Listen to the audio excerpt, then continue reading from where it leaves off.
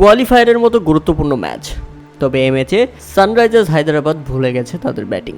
হ্যাঁ দর্শক, দ্বিতীয় কোয়ালিফায়ারের ম্যাচে রাজস্থান রয়্যালসের বিপক্ষে 200 রানও করতে পারেনি বিধ্বংসী এবারের আইপিএলে রানের রেকর্ড করা সানরাইজার্স হায়দ্রাবাদ।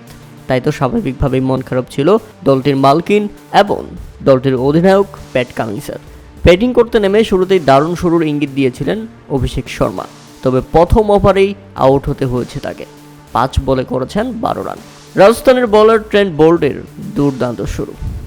এরপর রাহুল ত্রিপাঠী উইকেটে এসেই ঝড়ো ব্যাটিং, মাত্র 15 বলেই করলেন 37 রান, তবে সেখানেই শেষ হয়েছে তার ইনিংস। আউট হওয়ার পর আক্ষেপে পড়েছেন তিনি, কারণ ওই ওভারেই সানরাইজার্স হায়দ্রাবাদ আরও একটি উইকেট হারিয়েছে দলটির সাবেক অধিনায়ক এডেন মাকরামের। 2 বলে 1 রান করে ফিরে যান এডেন মাকরাম। তবে হেনরিক্স ক্লাসেনকে নিয়ে দুর্দান্ত খেলতে থাকেন ট্রেভিস হেড। তবে ট্রেভিস হেডের ইনিংসটা ছিল ধীর গতির, শেষ পর্যন্ত করেছেন 28 বলে 34 রান। ট্রেভিস হেড যখন ফিরলেন তখন তো একেবারে সানরাইজার্স হায়দ্রাবাদের মাথায় যেন আকাশ ভেঙে পড়ল, কেননা এরপরের ওভারে পরপর 2 বলে 2টি আউট হয়েছেন, যেখানে 4 উইকেট থেকে মুহূর্তেই সানরাইজার্স হায়দ্রাবাদ 120 রানে হারিয়ে ফেলে 6 উইকেট। ডাক মেরে ফিরে যান আব্দুল সামাদ। এক ওভারেই যখন পরপর 2 বলে 2 উইকেট হারিয়ে সানরাইজার্স হায়দ্রাবাদ, তখন তো একেবারে বাকরুদ্ধ দলটির মালকিন কাব্য মারান। তিনি একেবারে মুখে হাত দিয়ে আকাশ থেকে পড়েছিলেন।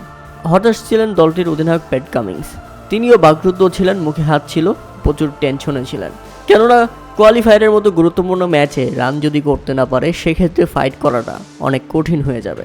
তাই টেনশন যেন মাথা থেকে নামছিল না প্যাট কামিন্সের। শুধু উসপিস করছিলেন তিনি, কখনো দাঁড়িয়েছিলেন, কখনো বসে পড়ছিলেন। তবে দলকে এক প্রান্ত থেকে টেনে নিয়ে যাচ্ছিলেন হেনরিক্স ক্লাসেন। শেষ পর্যন্ত এই ব্যাটার 50 তুলে নেন এবং উদযাপন করেন। উদযাপন শেষ হতে না হতেই 50 রানের মধ্যেই ফিরতে হয় এই ব্যাটারকে। 50-র পর আর উইকেটে থাকতে পারেননি তিনি। 34 বলে শেষ হয় তার 50 রানের ইনিংস। হেনরিক্স ক্লাসেন ফিরে গেলে রানের চাকা আরও স্লো হয়ে পড়ে সানরাইজার্স হায়দ্রাবাদের। 163-তে 7 উইকেট হারিয়ে ফেলে তারা। এরপর ইনিংসের শেষ ওভারে আরও বাজে ছিল সানরাইজার্স হায়দ্রাবাদ, যে কারণে তাদেরকে থেমে যেতে হয় 175 রানের মধ্যেই। শেষ ওভারে তারা 2 উইকেট হারিয়ে তুলতে পারে কেবল 6 রান। যে সানরাইজার্স হায়দ্রাবাদকে দেখে ভয় পেত সকল দল, ভক্ত সমর্থকরা ভেবে থাকতো আজকে দেখব হাইলাইট ব্যাটিং, কিন্তু সেই ভিডিও গেম প্লে কিংবা হাইলাইট যাই বলেন না কেন, সেই ব্যাটিং প্লে অফেই ভুলে গেছে হায়দ্রাবাদের ব্যাটাররা।